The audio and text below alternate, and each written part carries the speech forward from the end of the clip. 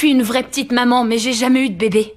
Préparer le petit déjeuner, les aider à s'habiller, prendre le bus pour les emmener à l'école et les ramener, le dîner, les devoirs, la lessive, et on recommence. Je sors presque jamais de la maison sans avoir un gamin collé à moi. Alors vous pouvez m'aider, vous croyez ? Une jeune fille est admise à l'hôpital pour des douleurs abdominales. Le docteur Brown commence immédiatement à l'examiner. Très vite, elle remarque que quelque chose ne va pas. Tous les symptômes pointent vers une cholécystite. Sean suggère de retirer sa vésicule biliaire. La mère de la jeune fille arrive en toute hâte, sans laisser le docteur Brown expliquer l'état de santé. Sa mère demande si elle peut sortir de l'hôpital. Elle dit que l'environnement hospitalier la rend très nerveuse. Le docteur Brown l'informe avec gravité. L'état de la jeune fille est très dangereux, et les symptômes sont apparus depuis longtemps. À ce moment-là, la jeune fille a soudain du mal à respirer. Le docteur Brown ordonne en urgence un scanner. Les résultats arrivent rapidement. Il y a un caillot de sang dans ses poumons. Le docteur Brown explique la gravité de la situation. Dans la panique, la jeune fille avoue qu'elle prend la pilule contraceptive. Le médecin traitant identifie la cause et propose un traitement adapté. Le docteur Brown va mettre en place un filtre cave en passant par la veine fémorale, au cas où d'autres morceaux du caillot se détacheraient. Ton opération de la vésicule attendra demain. Vous faites quoi là ? C'est par là que je dois insérer le cathéter.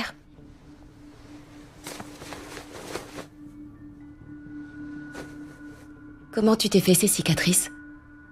Je me suis griffée en escaladant un grillage. Le comportement prudent de la jeune fille éveille les soupçons de Brown. Peu de temps après, Brown va parler à la jeune fille de son propre chef. Elle perçoit que la jeune fille souffre émotionnellement. Alors elle la guide patiemment pour qu'elle se confie. Grâce à cette chaleur venant d'une médecin inconnue, la jeune fille libère enfin des émotions refoulées pendant des années. Je vis en famille d'accueil, mais c'est pas moi qu'on accueille.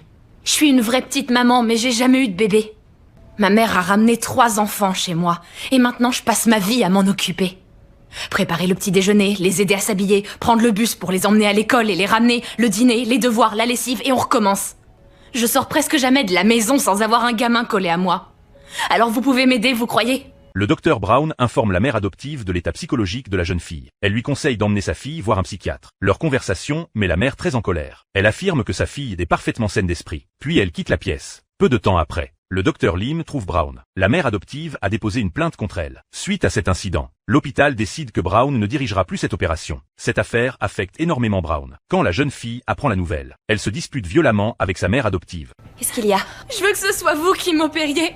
Je veux qu'elle m'opère, maman, personne d'autre. C'est le docteur Melendez qui va t'opérer. C'est un excellent chirurgien. Oui, mais c'est pas vous. Vous vous souciez de moi, vous. Tout le monde ici se soucie de toi, Michel. S'il te plaît, assieds-toi, tu risques une rupture de la vésicule. Je veux plus qu'on me soigne. Brown promet à la jeune fille qu'elle suivra l'opération du début à la fin, grâce au réconfort et aux encouragements de Brown. Les émotions de la jeune fille s'apaisent progressivement. Finalement, l'opération se déroule avec succès. Michel a décidé de devenir médecin. Elle ferait un excellent médecin. Vous savez, la psychiatre que Michel a vue. Je pourrais avoir sa carte ?